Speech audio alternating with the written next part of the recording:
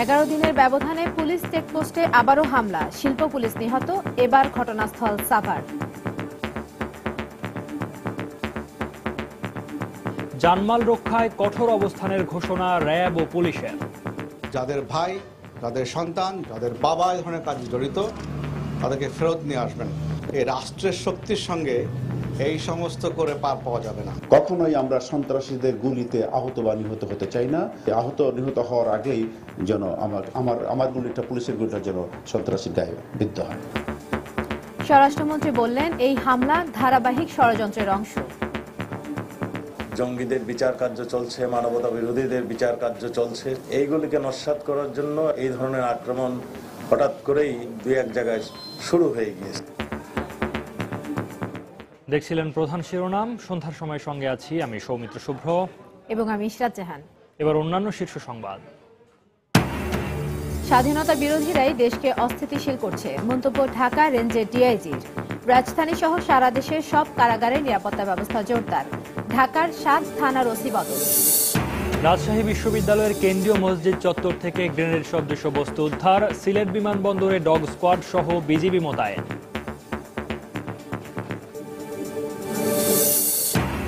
রাজধানীতে ইতালির প্রবাসীর বাড়িতে স্কুল ছাত্রী খুনের ঘটনা পূর্ব পরিকল্পিত, দাবি পুলিশের। জিজ্ঞাসাবাদের জন্য 3 জন আটক। শিল্প ও মিডিয়া পল্লীর জন্য প্লট বরাদ্দ হলেও তেজগাঁও শিল্প এলাকার বেশিরভাগ প্লট ব্যবহার করছে বাণিজ্যিক প্রতিষ্ঠান। বরাদ্দ বাতিলের সিদ্ধান্ত গণপূর্ত মন্ত্রণালয়ের। এবং জিম্বাবুয়েকে গুরুত্ব দিলেও দাপটের সঙ্গে সিরিজ জয়ের লক্ষ্য কোচের। ফতুল্লায় একমাত্র প্রস্তুতি ম্যাচে বিসিবি একাদশের হয়ে খেলবেন মাশরাফি মুশফিকরা।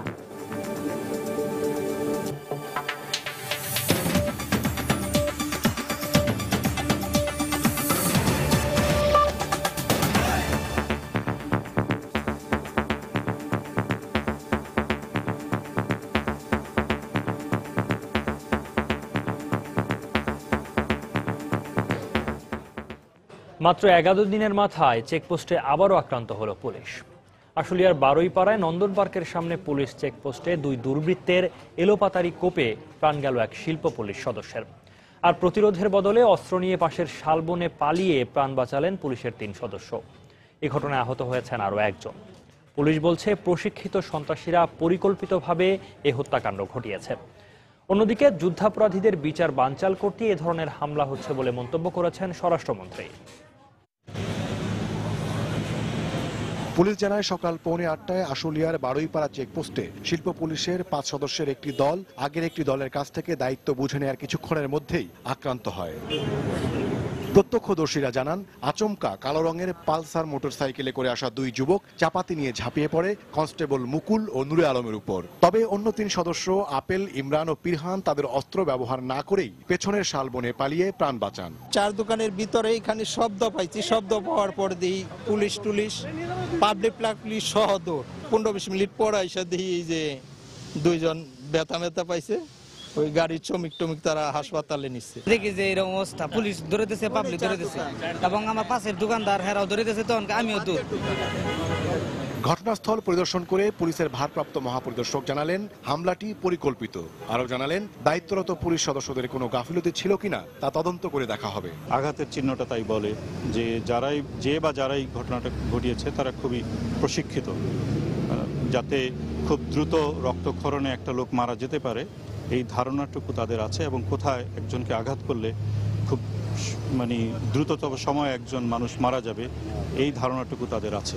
সুতরাং তারা একটা প্রশিক্ষিত দল বলেই আমাদের কাছে এই মুহূর্তে মনে হচ্ছে।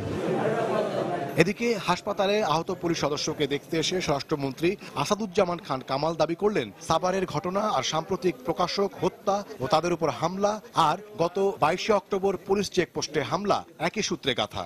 জঙ্গিদের বিচার কার্য চলছে, মানবতা বিরোধীদের বিচার কার্য চলছে, তার যে রায় কার্যকারী হওয়ার যে একটা সময় আসছে, এইগুলিকে নস্যাৎ করার জন্য এবং দেশকে অস্থিতিশীল পরিস্থিতি সৃষ্টি করার জন্য এই ধরনের নাশকতা, এই ধরনের আক্রমণ হঠাৎ করেই দুই এক জায়গায় শুরু হয়ে গিয়েছে। যে কোনো মূল্যে অপরাধীদের চিহ্নিত করে প্রতিরোধ করা হবে বলেও জানান স্বরাষ্ট্রমন্ত্রী। ওমর ফারুক, সময় সংবাদ, ঢাকা। ঢাকার আশুলিয়া থানার নিহত পুলিশ কনস্টেবল মুকুল হোসেনের গ্রামের বাড়ি বগুড়ার শিবগঞ্জ উপজেলার রহবলে চলছে শোকের মাতম। এ নিয়ে রিপোর্ট থাকছে সংবাদের পরের অংশে। দায়িত্ব পালনের সময় জীবন ও জানমাল রক্ষায় প্রয়োজনে সন্ত্রাসীদের ওপর গুলি ছুড়তে বাহিনী সদস্যদের কঠোর নির্দেশ দিয়েছে র্যাব ও পুলিশ।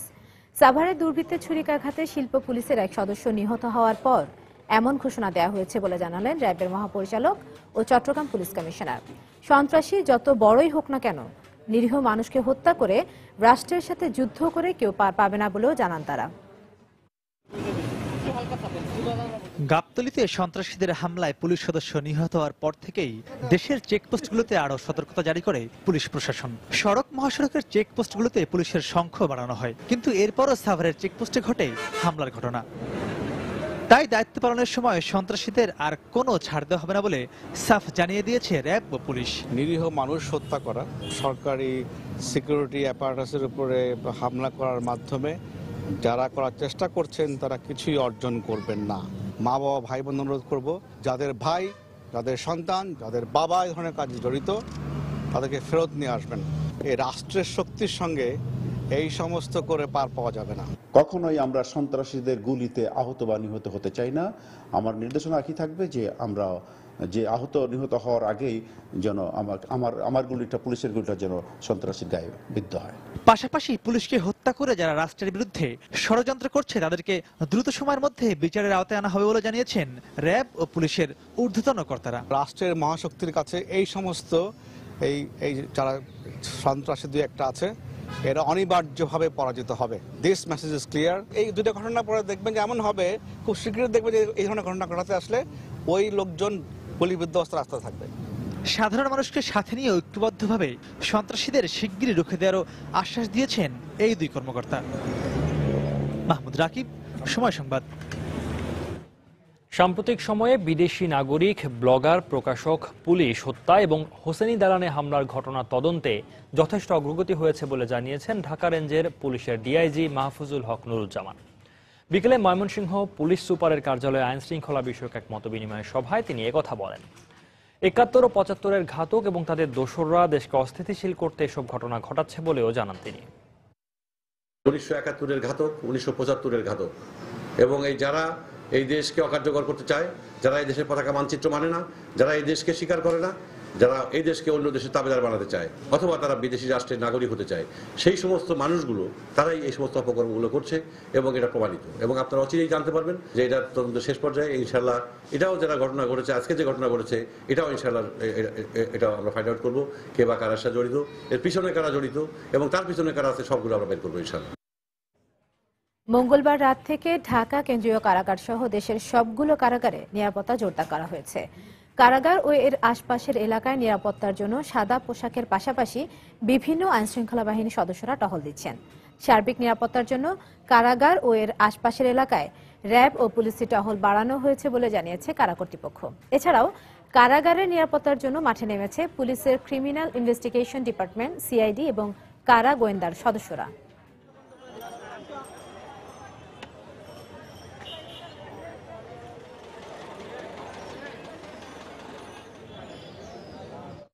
রাজধানীর ৭টি থানার ভারপ্রাপ্ত কর্মকর্তাকে বদল করা হয়েছে। রামপুরা, ওয়ারী, বংশাল, সূত্রাপুর, সবুজবাগ, গোয়েন্দা উত্তর ও প্রসিকিউশন বিভাগে কর্মরত ৭ ভারপ্রাপ্ত কর্মকর্তাকে রদবদল করা হয়েছে। ঢাকা মেট্রোপলিটন পুলিশের পক্ষ থেকে এই তথ্য নিশ্চিত করা হয়েছে।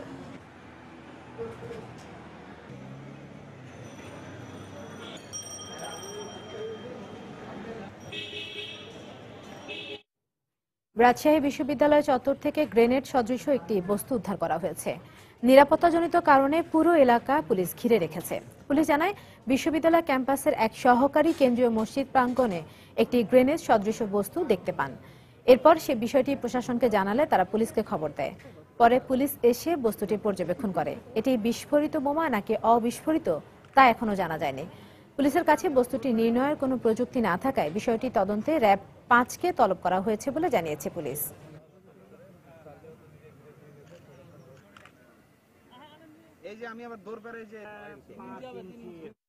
এদিকে সিলেট ওসমানী আন্তর্জাতিক বিমানবন্দরে বাড়তি নিরাপত্তার জন্য ডগ স্কোয়াড সহ বিজিবি মোতায়েন করা হয়েছে।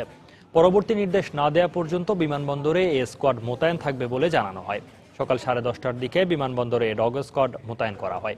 পরে বিমানবন্দরের ভেতরে যাত্রীদের ব্যাগ তল্লাশি করা হয়। এ সময় বিজিবি ও বিমানবন্দরের ঊর্ধ্বতন কর্মকর্তারা উপস্থিত ছিলেন। সাম্প্রতিক সময়ে নাশকতার আশঙ্কায় বিমানবন্দর এলাকায় নিরাপত্তা ব্যবস্থা জোরদার করা হলেও সন্দেহজনক কোনো দ্রব্য তল্লাশির ব্যবস্থা ছিল না। তবে এখন থেকে এই স্কোয়াডের সদস্যরা বিমানের যাত্রী ও তাদের মালামাল তল্লাশি করবে বলে জানায় বিজিবি।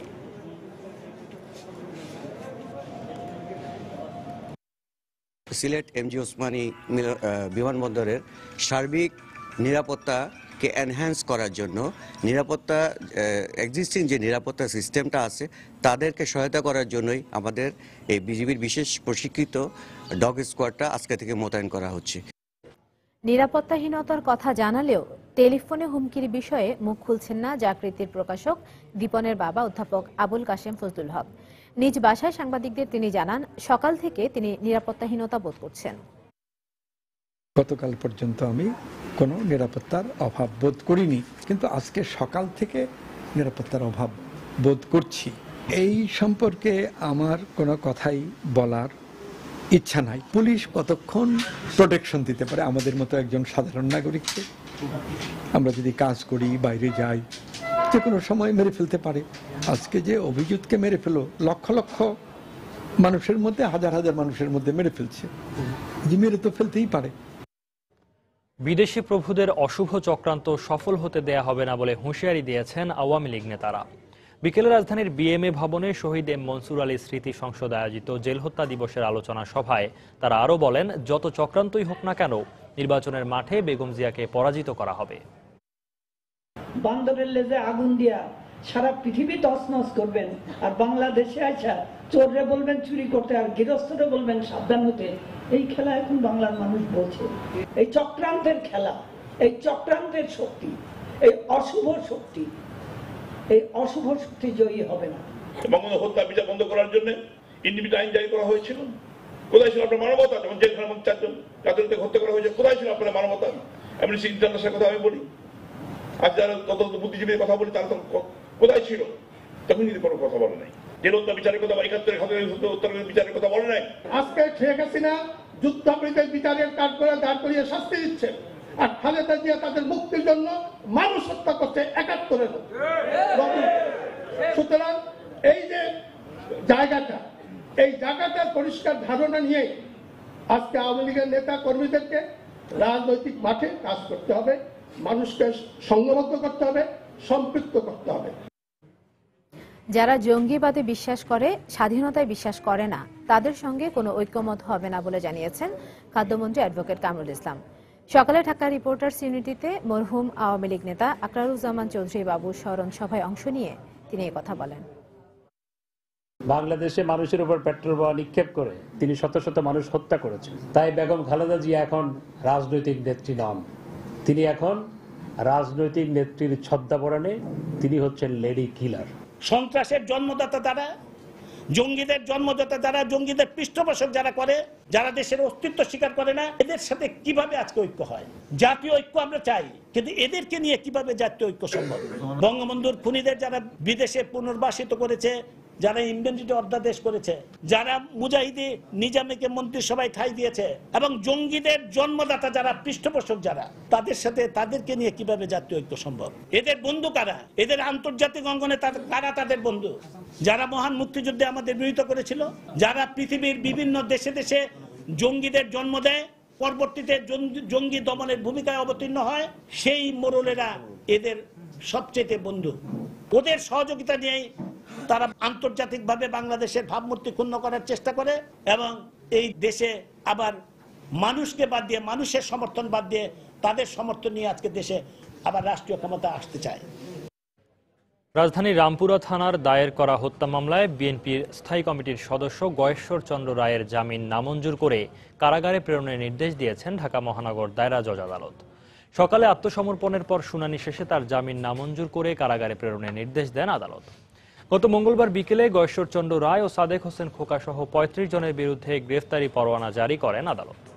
২০১৩ সালের ২৯ ডিসেম্বর মালিবাগ এলাকায় বিএনপি জামায়াতের মার্চ ফর ডেমোক্রেসি কর্মসূচি চলাকালে গাড়িতে ককটেল মেরে বিস্ফোরণ ও অগ্নিসংযোগ করা হয়। ওই ঘটনায় এক পথচারী মারা গেলে 30 ডিসেম্বর পুলিশ রামপুরা থানায় বাদী হয়ে একটি হত্যা মামলা দায়ের করেন।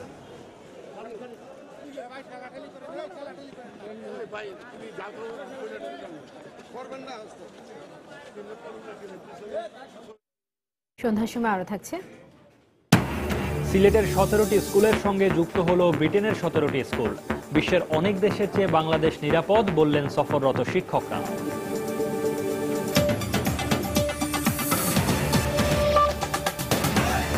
তাই তো সবাই বলে শিল্পাল্লার দিন শেষ, মেগা ডিজিটাল স্কেলে বাংলাদেশ। পূর্ব পরিচিতরাই পরিকল্পিতভাবে রাজধানীর কদমতলী এলাকায় ইতালি প্রবাসীর মেয়ে সামিয়া আক্তার সোহেলিকে হত্যা করেছে বলে নিশ্চিত হয়েছে পুলিশ। এদিকে এই ঘটনায় এখনো কোনো মামলা দায়ের করা না হলেও প্রাথমিক জিজ্ঞাসাবাদের জন্য 3 জনকে আটক করা হয়েছে। অন্যদিকে ওই ঘটনায় আহত 2 জন আশঙ্কা মুক্ত বলে জানিয়েছেন চিকিৎসক। রাশেদ বাপ্পিকে সঙ্গে নিয়ে আরো জানাচ্ছেন মিজানুর রহমান কবির।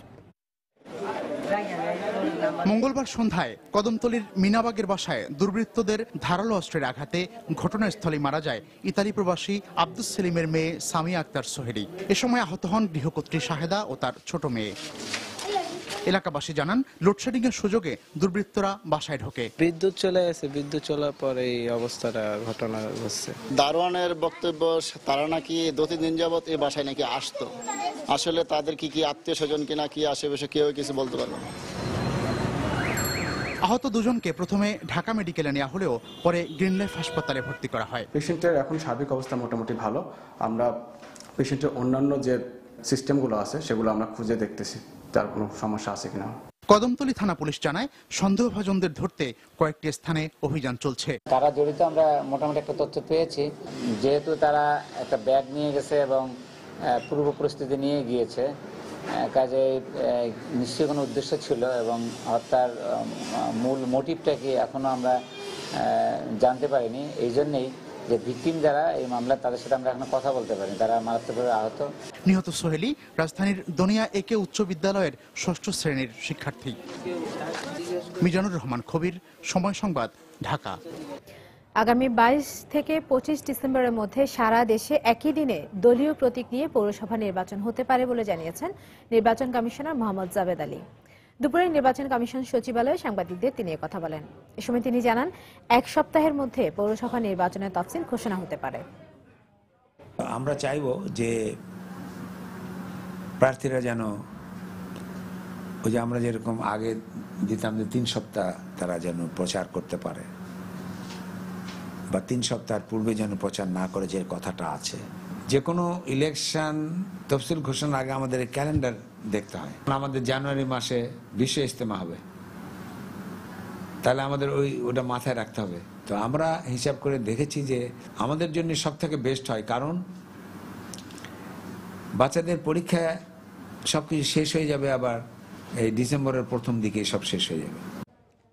সিলেটের 17টি স্কুলের সঙ্গে ব্রিটেনের 17টি স্কুলের কানেক্টিং ক্লাসরুম কর্মসূচির মধ্য দিয়ে অবশেষে বাংলাদেশি বংশোদ্ভূত কার্ডিফের সাবেক ডেপুটি লর্ড মেয়র আলী আহমেদের শিক্ষার উন্নয়নে কাজ করার স্বপ্ন সফল হয়েছে। এর আওতায় 2 দেশের স্কুলগুলো একে অপরের সঙ্গে শিক্ষা কার্যক্রম বিনিময় করবে। এজন্য ওয়েলসের শিক্ষক সহ 20 সদস্যের প্রতিনিধি দল এখন সিলেটে। সফররত শিক্ষকরা বলছেন, বিশ্বের অনেক দেশের চেয়ে নিরাপদ বাংলাদেশ। বিস্তারিত আব্দুল আহাদের রিপোর্টে। সিলেটের কৃতি সন্তান আলী আহমদ কার্ডিফ সিটির ডেপুটি লর্ড মেয়র থাকাকালীন সময় বাংলাদেশের শিক্ষার উন্নয়নে ব্রিটেনের স্কুলের সাথে কানেক্টিং প্রোগ্রাম চালুর পরিকল্পনা নেন। দীর্ঘদিন পর ব্রিটিশ সরকারের অনুমতিও পান। তারই অংশ হিসেবে কার্ডিফের 17টি স্কুলের সাথে সিলেটের 17টি স্কুলের কানেক্টিং ক্লাসরুম প্রোগ্রাম চালু হয় মঙ্গলবার। আর এ লক্ষ্যে 31 অক্টোবর ওয়েলসের 12 জন স্কুল শিক্ষক সহ 20 সদস্যের একটি দল এখন হযরত শাহজালালের নগরীতে। এডুকেশনের মাধ্যমে সাহায্য করা যায় আমাদের স্কুলদেরকে, টিচারদেরকে, ছাত্রদেরকে, এটাই হলো উদ্দেশ্য। কার্ডিফের শিক্ষকরা সিলেটের নির্ধারিত স্কুলগুলো পরিদর্শন করে তাদের অভিজ্ঞতা আদান প্রদান করছেন। এই কর্মসূচির মাধ্যমে 2 দেশ একে অপরের সঙ্গে শিক্ষা কার্যক্রম বিনিময় করতে পারবে। পাশাপাশি ব্রিটেনের সঙ্গে বাংলাদেশের সম্পর্ক আরো বন্ধুত্বপূর্ণ হবে। এদিকে ব্রিটেন সহ পশ্চিমা বিশ্বের অনেক দেশ বাংলাদেশে চলাফেরায় সতর্কতা জারি করলেও সফররত শিক্ষকরা জানালেন, নিরাপত্তা নিয়ে সন্তুষ্ট তারা। তারা। Excellent support from the local police. আমাদেরকে যে নিরাপত্তা দেওয়া হয়েছে তাতে আমরা অনেক খুশি। Happy to be here and we feel very, very safe. Bangladesh একটি সুন্দর দেশ এবং এখানকার মানুষও অনেক ভালো। ব্রিটিশ প্রতিনিধিরা রোববার দেশে ফিরে যাবেন। পরে বাংলাদেশের প্রতিটি স্কুল থেকে একজন করে শিক্ষককে প্রশিক্ষণের জন্য নিয়ে যাওয়া হবে ব্রিটেনে। আব্দুল আহাদ, সময় সংবাদ, সিলেট। সন্ত্রাসীদের হাতে নিহত ঢাকার আশুলিয়া থানার পুলিশ কনস্টেবল মুকুল হোসেনের গ্রামের বাড়ি বগুড়ার শিবগঞ্জ উপজেলার রহবলে চলছে শোকের মাতম। সংসারের একমাত্র উপার্জনক্ষম ব্যক্তিকে হারিয়ে হতবিহ্বল হয়ে পড়েছেন বৃদ্ধ বাবা মা। তাদের সাথে দুদিন আগেই মুঠোফোনে কথা হয়েছিল তার। এই অকাল মৃত্যুকে কোনোভাবেই মেনে নিতে পারছেন না স্বজনরা। এই হত্যাকাণ্ডের সাথে জড়িতদের দ্রুত আইনের আওতায় এনে বিচারের দাবি জানিয়েছেন স্বজন ও প্রতিবেশীরা।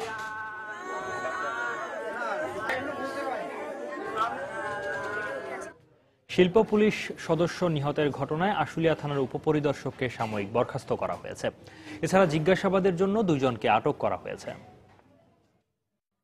পুলিশের বিশেষ শাখার পরিদর্শক মাহফুজুর রহমান ও তার স্ত্রী স্বপ্না রহমান হত্যা মামলায় তাদের মেয়ে ঐশী রহমান সহ ৩ জনের বিরুদ্ধে করা মামলার রায়ের দিন ১২ নভেম্বর ধার্য করেছেন আদালত।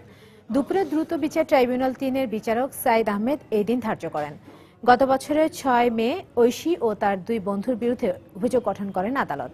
২০১৩ সালের ১৬ আগস্ট সন্ধ্যায় পুলিশের বিশেষ শাখার পরিদর্শক মাহফুজুর রহমান ও তার স্ত্রীর লাশ চামেলিবাগের বাসার বাথরুম থেকে উদ্ধার করে পুলিশ। পরে এই ঘটনায় মাহফুজুর রহমানের ভাই বাদী হয়ে পল্টন থানায় হত্যা মামলা দায়ের করেন। এরপর পুলিশ ঐশীর বন্ধু মিজানুর রহমান রনি ও আসাদুজ্জামান জনিকে গ্রেপ্তার করে।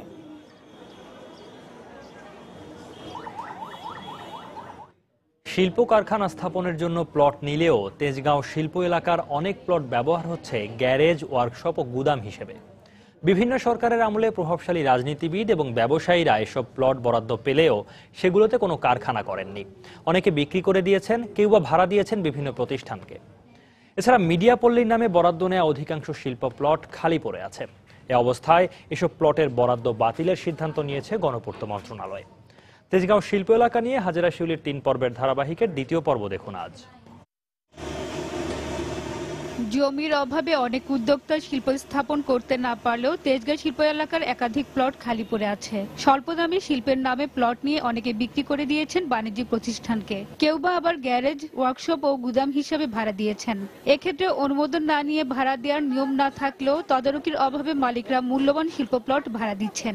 বিভিন্ন সময়ে বেশ কিছু শিল্প প্লট বরাদ্দ হয়েছে একেবারে রাজনৈতিক কারণে, সেগুলো পরবর্তী পর্যায়ে তারা বরাদ্দ নিয়েই অন্য জায়গায় বিক্রি করে দিয়েছে। ভাড়া দেওয়ার নিয়ম হলো, আমি যতটুকু সম্ভব জানি, গণপূর্ত মন্ত্রণালয় থেকে সে পারমিশন নিয়ে সে ভাড়া দিতে হয় এবং ভাড়া দিতে হইলেও সেটা উৎসকর দিতে হবে। এদিকে তেজগাঁও স্বাস্থ্য কমপ্লেক্সের বিপুল পরিমাণ জায়গা মিডিয়া পল্লীর নামে বরাদ্দ দেওয়া হলেও সরেজমিনে দেখা যায় অনেক প্লটে নেম প্লেট ছাড়া মিডিয়ার কোনো কার্যক্রম নেই।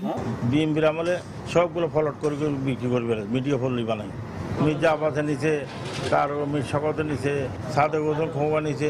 মিডিয়া পল্লীর জন্য বরাদ্দ নিয়ে কেউ হয়তো ভাড়া দিয়ে রাখছে, ওই যে সাইনবোর্ড কোম্পানি ভাড়া দিয়ে রাখছে, গাড়ির গ্যারেজ ভাড়া দিয়ে রাখছে। মিডিয়া পল্লীর নামে প্লট বরাদ্দে অনিয়মের কথা স্বীকার করে গণপূর্ত মন্ত্রী জানান, অব্যবহৃত প্লটের বরাদ্দ বাতিল করা হবে। নাম সর্বস্ব পত্রিকা যাদেরকে দেওয়া হয়েছে এবং এগুলা প্রায় 1 বিঘার উপর, এগুলি আপনার ওদের কিছু হইতেছে না, নিয়ে বসে আছে। আমরা একটা প্ল্যান করছি যে এইসব মিডিয়া পল্লী যেটা করা হয়েছে এটা সম্পূর্ণ বাতিল করা। এই শিল্প এলাকায় বর্তমানে 430টি প্লট উপপ্লট থাকলেও কয়টি অব্যবহৃত বা খালি পড়ে আছে সেই পরিসংখ্যান পাওয়া যায়নি। হাজেরা শিউলি, সময় সংবাদ, ঢাকা। আগামী 19 ডিসেম্বর ঢাকায় গণতন্ত্র, সন্ত্রাসবাদ, সাইবার অপরাধ ও টেকসই উন্নয়ন লক্ষ্যমাত্রা বিষয়ে গণমাধ্যমের ভূমিকা শীর্ষক 2 দিনের জাতীয় কনভেনশন হবে। বিকেলে সচিবালয়ে তথ্যমন্ত্রী হাসানুল হক ইনুর সভাপতিত্বে গণমাধ্যম প্রতিনিধিদের সঙ্গে মতবিনিময়ের সভায় এ সিদ্ধান্ত নেওয়া হয়। প্রধানমন্ত্রী শেখ হাসিনা কনভেনশনের উদ্বোধন করবেন বলে এতে জানানো হয়। কনভেনশন উপলক্ষে সভায় একটি জাতীয় কমিটি গঠন করার বিষয়ে আলোচনা হয়। পরে তথ্যমন্ত্রী সাংবাদিকদের জানান, জঙ্গিবাদ ও চোরাগুপ্তা হামলায় বাংলাদেশ সহ পৃথিবীর বিভিন্ন দেশ ঝুঁকির মুখে রয়েছে। এসব ক্ষেত্রে গণমাধ্যমের ভূমিকা নিয়ে কনভেনশনে আলোচনার পাশাপাশি গণতন্ত্র ও টেকসই উন্নয়ন লক্ষ্যমাত্রা অর্জনে বাংলাদেশের গণমাধ্যমের ভূমিকা বিশ্বব্যাপী তুলে ধরা হবে। আনুষ্ঠানিক সংস্থা আছে, একটা সরকার এবং জনগণের সঙ্গে একটা ভিন্ন পর্যায়ে মানুষরা এনারা আবার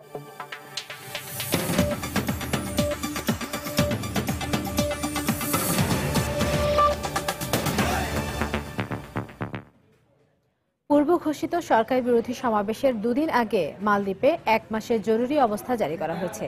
দেশটির প্রধান বিরোধী দল মালদ্বীভিয়ান ডেমোক্রেটিক পার্টি এমডিপির ডাকা বিক্ষোভ সমাবেশকে সামনে রেখে বুধবার এই ঘোষণা দেন দেশটির প্রেসিডেন্ট আব্দুল্লাহ ইয়ামিন। জরুরি অবস্থা চলাকালে সন্দেহভাজন ব্যক্তিকে আটকের ক্ষমতা দেয়া হয়েছে নিরাপত্তা বাহিনীকে। জাতীয় নিরাপত্তার স্বার্থে এই ব্যবস্থা নেওয়া হয়েছে বলে জানিয়েছেন সরকারের একজন মুখপাত্র। তবে বিরোধীদের সমাবেশ প্রতিহত করতে এই উদ্যোগ নেওয়া হলো বলে মনে করছেন অনেকে। এর আগে গত মার্চে সন্ত্রাস বিরোধী আইন লঙ্ঘনের অভিযোগে এমডিপি নেতা মোহাম্মদ নাশিদকে কারাগারে পাঠানো হলে দেশ ও আন্তর্জাতিক মহলে সমালোচনার ঝড় ওঠে। Sifangurigen hingi mio improvise explosive devices fuluhna sifang himbaliduga hingun operation ga fenifawe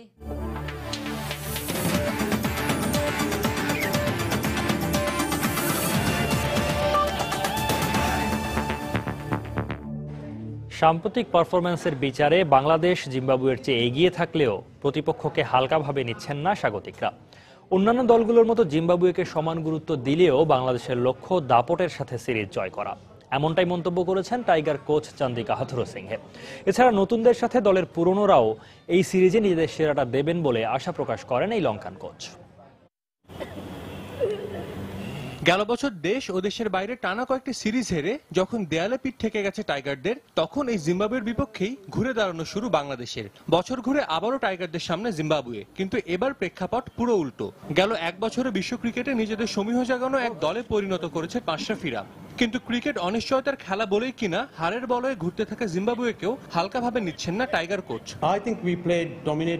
আন্তর্জাতিক ক্রিকেটে কোনো প্রতিপক্ষই সহজ না, তাই জিম্বাবুয়েকেও আমরা হালকাভাবে নিচ্ছি না। তবে গেল কয়েকটি সিরিজের মতো এবারও ভালো ক্রিকেট খেলতে চাই আমরা। সিরিজ জয়ের লক্ষ্য নিয়েই মাঠে নামবে বাংলাদেশ।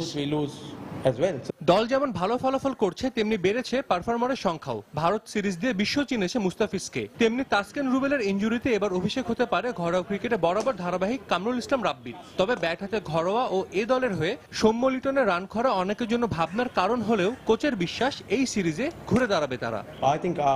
তাসকিন রুবেল ইনজুরির কারণে দলের বাইরে থাকলেও মাশরাফির সুস্থ হয়ে ফেরাটা সুখবর। তাছাড়া জিম্বাবুয়ে এ দলের হয়ে ভালো খেলা রাব্বি মুখিয়ে আছেন নিজেকে প্রমাণ করতে।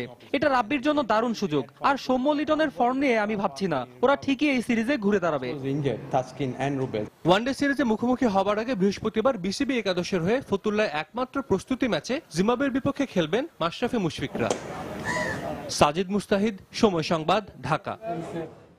সন্ধ্যার সময় এ পর্যায়ে শীর্ষ সংবাদ জানিয়ে দিচ্ছি আরেকবার। সাভারে চেকপোস্টে দুর্বৃত্তের ছুরিকাঘাতে শিল্প পুলিশ সদস্য নিহত। জানমাল রক্ষায় কঠোর অবস্থানের ঘোষণা র্যাব ও পুলিশের।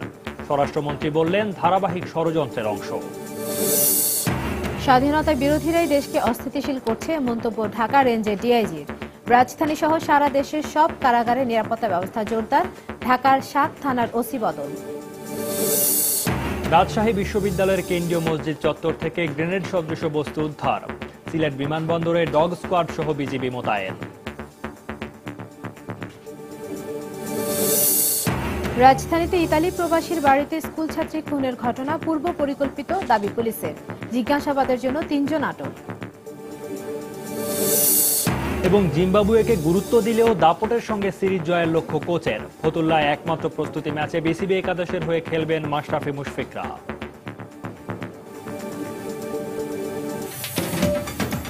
দর্শক, এই ছিল সন্ধ্যার সময়। যে কোনো খবর পেতে ভিজিট করুন সময়নিউজ.tv। সঙ্গে থাকুন সময়।